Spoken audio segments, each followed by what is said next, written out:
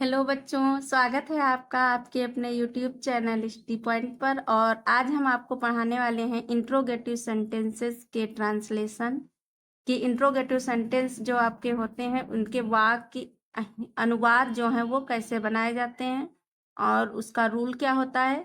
इसका रूल हम पहले भी आपको लिखवा चुके हैं पिछले वीडियो में और इसके बारे में बताया भी है। तो आज इसके अनुवाद हम आपको बताएंगे कि किस तरह से बनाए जाएंगे। तो देखिए यहाँ पे आपका पहला रूल, इसके दो रूल होते हैं। पहला होता है जो वाक्य क्या से प्रारंभ होते हैं, जिनकी शुरुआत क्या से होती है, उनका अनुवाद किस तरह से बनाया जाता है। और दूसरा रूल होगा आपका जिन वाक्यों में कब क्यों कहाँ कैसे वाक्य के बीच में आता है वो वाक्य किस तरह से बनाए जाते हैं। तो इसका रूल हम पहले लिखवा भी चुके हैं, लेकिन यहाँ पे हम आपको ये सेंटेंस बनवाने जा रहे हैं, इसलिए इसका रूल हम यहाँ पे भी आपको बताए दे रहे हैं कि ये सेंटेंस वाक्य जो है वो किस तरह से बनेंगे। तो देखिए आपका पहला रूल है जो वाक्य क्या से प्रारंभ होते हैं। तो यहाँ पे हम आपको उसका पहला रूल बताने जा रहे हैं कि वो वाक्य जो है वो कैसे बनेंगे। तो देखिए यहाँ पे जो आपका पहला नियम है उसमें आपको सबसे पहले लिखना होगा हेल्पिंग वर्ब डू या does.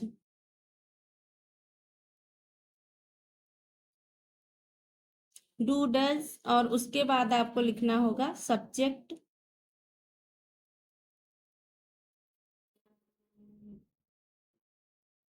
Subject plus main verb,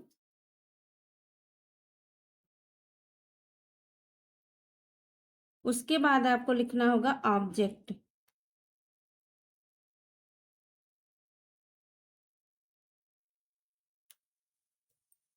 और आपका दूसरा जो नियम है जिसमें कब क्यों कहाँ कैसे बीच में आते हैं, तो उसका रूल भी हम आपको लिखवाए दे रहे हैं, क्योंकि यहाँ पे हम आपको दो तरह के सेंटेंसेस बनाना बताएंगे।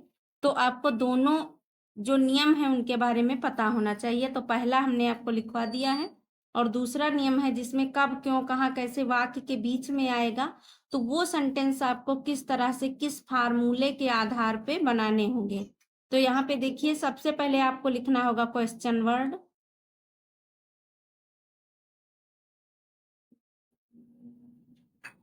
Question word plus helping verb,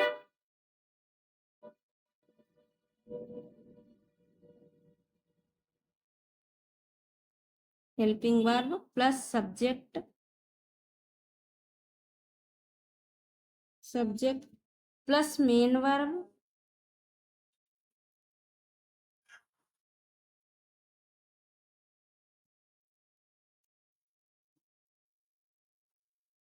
और प्लस ऑब्जेक्ट।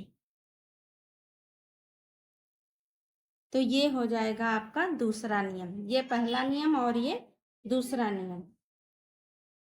तो देखिए बच्चों आपका पहला अनुवाद है जो हमने आपको पहला नियम लिखवाया है जिसमें डू डज हेल्पिंग वर्ब आपकी पहले लगेगी, तो उसका जो वाक्य है वो यहाँ पे हम आपको बताने जा रहे हैं कि किस तरह से बनेगा।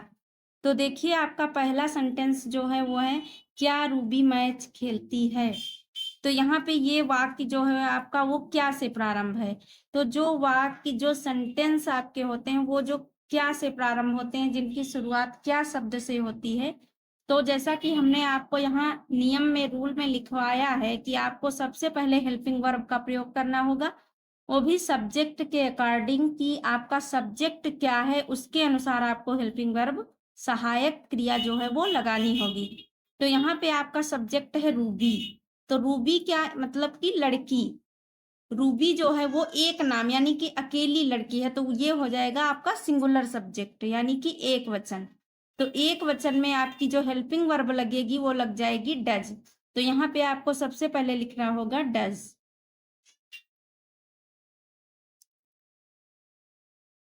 डज और उसके बाद जैसा कि आपका नियम में लिखा है सब्जेक्ट, तो आपका हो जाएगा रूबी,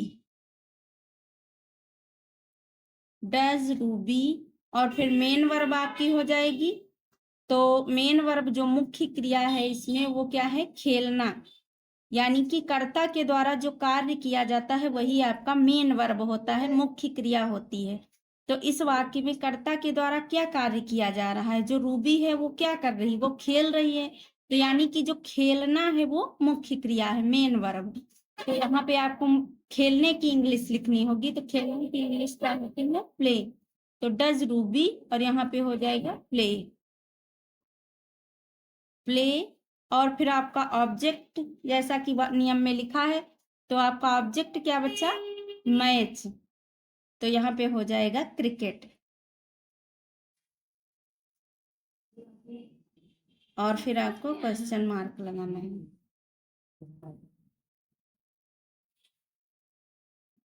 अगला वाक्य है आपका, क्या तुम दिल्ली जाते हो। तो ये वाक्य भी आपका जो है वो क्या से प्रारंभ है। तो इसमें भी आपको हेल्पिंग वर्ब सबसे पहले लगानी है, लेकिन इसमें क्या चेंज हो जाएगा, क्योंकि यहाँ पे रूबी जो था वो आपका एक वचन था, तो यहाँ पे आपको हेल्पिंग वर्ब डज लगानी थी।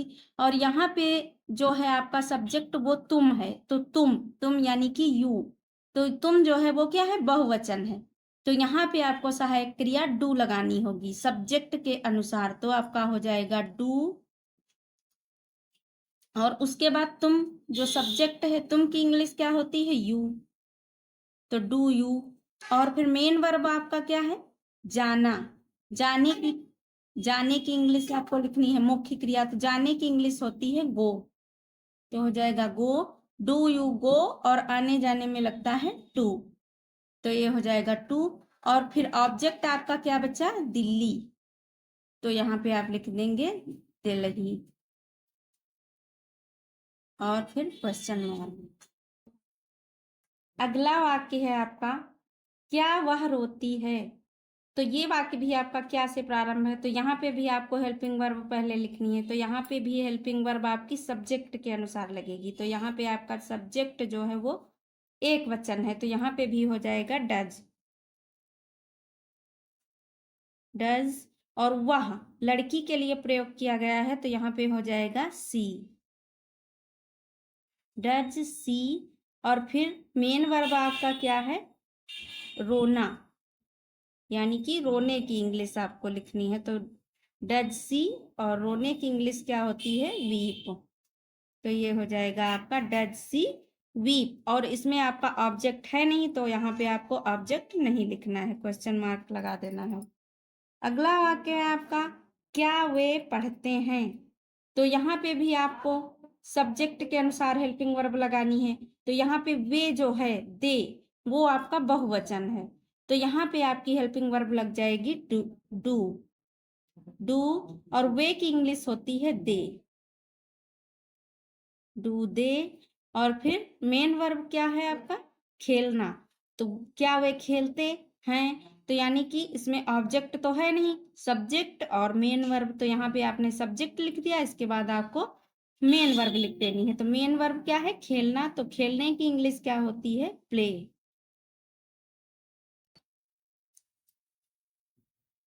Do they. और ये हो जाएगा आपका प्ले, सॉरी ये आपका प्ले नहीं होगा, यहाँ पे हो जाएगा रीड, क्योंकि यहाँ पे अगर पढ़ते खेलते होता तब प्ले होता, यहाँ पे है पढ़ते, तो ये हो जाएगा आपका रीड। और फिर क्वेश्चन मार्क। अगला वाक्य है आपका, तुम क्या करते हो। अब यहाँ पे आपके जो है वो दूसरे वाक्य, यानी कि आपका जो सेकंड नियम है, सेकंड रूल है, वो यहाँ पे आपका लगेगा, जिसमें कब क्यों कहाँ कैसे क्वेश्चन वर्ड जो है वो आपके बीच में आते हैं। तो इसमें आपको इस रूल के अकॉर्डिंग सेंटेंस बनाना होगा, जैसे कि यहाँ पे लिखा है तुम क्या करते हो, तो यहाँ पे आपको क्वेश्चन वर्ड जो आपका वाक्य में है उसकी इंग्लिश सबसे पहले लिखनी होगी। तो इस वाक्य में आपका क्वेश्चन वर्ड क्या है, इस वाक्य में आपका क्वेश्चन वर्ड है क्या, तो क्या की इंग्लिश क्या होती है, व्हाट, तो यहाँ पे आपको लिखना होगा व्हाट,